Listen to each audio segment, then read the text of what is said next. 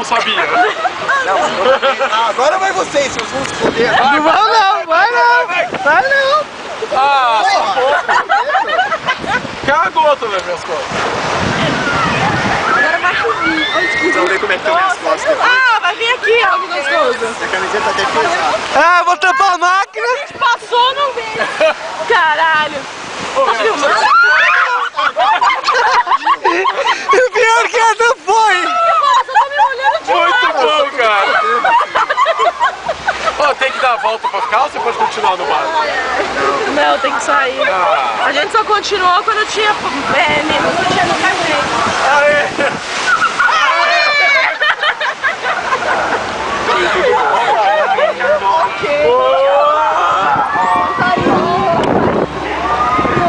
Já vai acabar, né?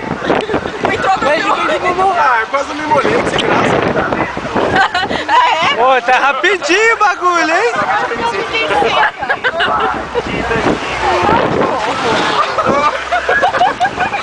Opa! Eu só tô molhada de um lado só. E eu que não tô molhado aí, ó. Olha.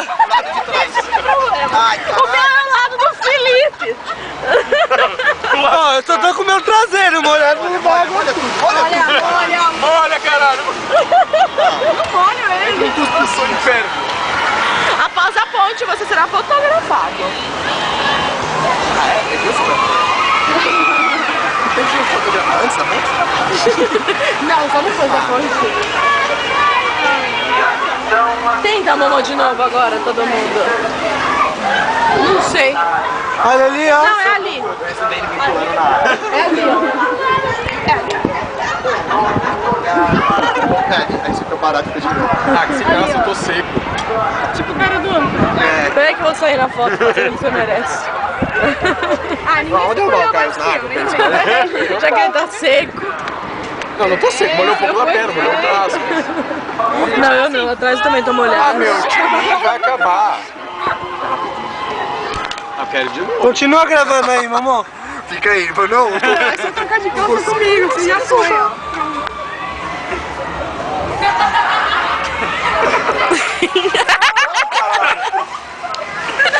Ai, amor, a câmera Tá bom, Deus. Eu peguei que você molhar isso. Água super limpinha. É, não, isso é água de excelente qualidade. É. Desculpa. Deixa eu ver se começar a nadar aqui. Você pode beber. Eu vou desenvolver gueuras Não, chega. nas pernas.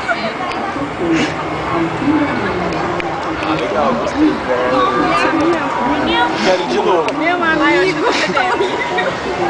Quero ir de novo. Ai, ai, ai. Você tá filmando? Eu não me molhei. Aproveita a sua, Muito sem graça. sua camisa seca, então, e... Ah, esse lado tá seco, eu só molhei nesse lado. Interessante como sou eu que molho.